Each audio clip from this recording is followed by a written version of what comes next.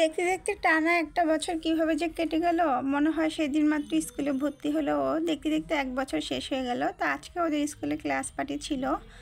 তো আজকে last class বন্ধ হয়ে যাবে, তারপরও পরীক্ষা শুরু হবে। তো আসসালামু আলাইকুম, সবাই কেমন আছেন? আলহামদুলিল্লাহ, নিশ্চয়ই ভালো আছেন। আল্লাহর রহমতে আমিও ভালো আছি। তো আমি যেমন সকাল প্রতিদিন চলে আসি আমার বোনকে স্কুল থেকে নেওয়ার জন্য, আজকেও ব্যতিক্রম কিছু না। ওদের আজকে স্কুলে ক্লাস পার্টি ছিল। তো দেখতে দেখতে এক বছর কিভাবে কেটে গেল বুঝতেই পারলাম না। জানুয়ারি মাসে, গত ডিসেম্বর মাসে ভর্তি হয়েছে, আবার শেষ সময় হয়ে গেল। তো এখন আজকে ওর ক্লাস পার্টি ছিল।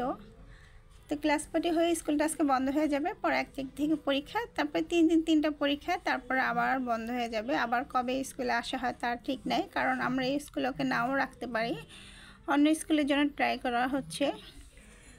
তো এই জন্য দেখতে দেখতে কীভাবে যে সময় চলে যায় বোঝাই যায় না। আর বাচ্চাদের আনন্দ, আমার বোনের তো 2 দিন আগের থেকে আনন্দ। সে ভাবছিল আউট ড্রেস পরে আসবে, তো স্কুল ড্রেস পরে আসছে দেখে একটু মনটা খারাপ ছিল। ওই যে মানহা ওর ফ্রেন্ড, তো ওর সাথে আমরা ওকে নিয়ে বাসায় চলে আসছিলাম।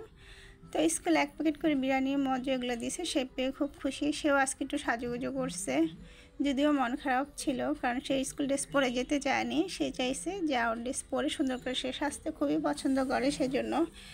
তো তার মনের আশাটা পূরণ হয় নাই, সেই জন্য তার ভীষণ রাগও হচ্ছিল। পরে স্কুলে যাওয়ার পরে সব বাচ্চাদের ক্লাস স্কুল ড্রেস দেখে তখন আর মন তার ভালো হয়ে গেছে। তা আমি অনেকক্ষণই দাঁড়িয়েছিলাম তার জন্য, কারণ সবাইকে ঢুকতে দিচ্ছিল না। তো মানহা যেহেতু আমাদের বিল্ডিংয়েই থাকে, ওকে বিদায় দিয়ে আমরা বাসায় চলে আসলাম। তো এই যে তো স্কুল জীবন 1 বছর শেষ, আবার কবে কার সাথে দেখা হয় তার কোনো ঠিক ঠিকানা নাই। তো এইভাবে দেখা যায় বাসায় চলে আসছে, এসে এখন সে ড্রেস চেঞ্জ করবে। তো এখানে তার বাবার সাথে দুষ্টামি করতেছিল। তো যথারীতি আজকে আমাদের সকালবেলা কিছুটা আজকে মন চেয়েছে আমার খুব কাঁচা টমেটো দিয়ে এভাবে কাঁচা রুই মাছ রান্না করতে। তো আমি ফার্স্টে কাঁচামরিচ, পেঁয়াজ, এখানে কিছু দেবো না, জাস্ট রসুন বাটাটাই দেবো, হলুদের গুঁড়া, মরিচের গুঁড়া, ধনিয়ার গুঁড়া, এগুলো সব দিয়ে টমেটোটা ভালো করে কষাবো। কষিয়ে তারপর মাছটা দিয়ে দেবো। আর ভাজা মাছ সবসময় খেতে খেতে অভ্যস্ত হয়ে গেছি, তাই মাঝে মাঝে হঠাৎ করে কাঁচা মাছটা কিন্তু অন্যরকম। আমি এটাতে জাস্ট হলুদ মরিচ মাখিয়ে রেখে দিয়েছিলাম ভিতরে লবণ ঢোকার জন্য মাছটাতে, আর কিছুই না। তো এখন আমি মশলাটার সাথে টমেটোর সাথে মাছটাকে কষিয়ে ফেলবো। তো এভাবে রান্না করলে অসাধারণ লাগে। আমি আবার সাথে কিছুটা পেঁয়াজ পাতা দিব।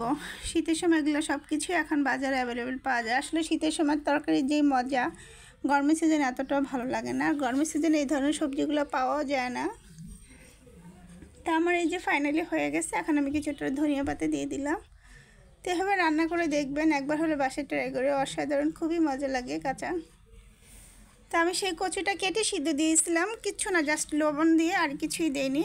এখন আমি কিছুটা মসুর ডাল, কাঁচামরিচ, পেঁয়াজ এভাবে দিয়ে, কচু তো দেখা যায় সবসময় শুটকি দিয়ে খায়, তো মাঝে মাঝে এইভাবে ব্যতিক্রম কিছু সবারই ভালো লাগে। তা আমি এখানে কালো জিরার ফোড়ন দিয়ে দিয়েছি, 2টা শুকনো মরিচ, রসুন, কচু মানে প্রচুর রসুন, রসুন বেশি দিলে অনেক মজা লাগে, গলা চুলকাবে না এক ফোঁটাও। তো আমি এই যে কচুটা এখন বাগার দিয়ে ফেলবো। আর মসুর ডাল দিয়ে কচুটা কিন্তু খুবই মজা। এখানে আমি কিছুটা লেবু চিপে দেবো, যাদের গলা ধরে তাদেরও এই কচুটা দিয়ে গলা ধরবে না। আপনি 1 প্লেটের বদলে 2 প্লেট ভাত অনায়াসে খেতে পারবেন এই কচুটা দিয়ে, খুবই মজা হয়, এক ফোঁটা গলা চুলকাবে না। সেটার কারণ হচ্ছে আমি লেবু দিয়ে দিছি, আর লেবু না দিলেও এমনিতেও অনেক ভালো লাগে।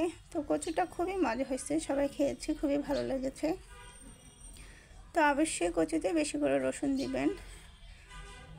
তো আমার রান্নাবান্না সব কিছু কমপ্লিট হয়ে গেছে। আর আমাদের পিচির আজকে খাবার আছে, সেই স্কুল থেকে 1 প্যাকেট বিরিয়ানি আর একটা কোক নিয়ে আসছিলো, সেটাই সেই দুপুরে খাবে। আমাদের অনেক দিন ধরে একটা শখ ছিল, পার্সেল আসছে, সেই পার্সেলটাই আনবক্স করতেছি আপনাদের সামনে। আমি একটা কুমড়ো বড়ির অর্ডার দিয়েছিলাম একটা পেজ থেকে। তো এই যে কুমড়ো বড়িটা নিয়ে আসছি, এটা আমরা সবজি মাছটা দিয়ে রান্না, কে কে চিনেন, কোন অঞ্চলে খান, কীভাবে, অবশ্যই কমেন্ট বক্সে কমেন্ট করে বলবেন। তো আজকে আমার ভিডিওটা এই পর্যন্ত। আল্লাহ হাফেজ। ভালো লাগলে লাইক, ফলো, শেয়ার দিয়ে আমার সাথে থাকবেন। আর কেউ যদি ইউটিউব থেকে দেখে থাকেন অবশ্যই চ্যানেলটা সাবস্ক্রাইব করে দেবেন। তো আজকে এই পর্যন্ত। আল্লাহ হাফেজ।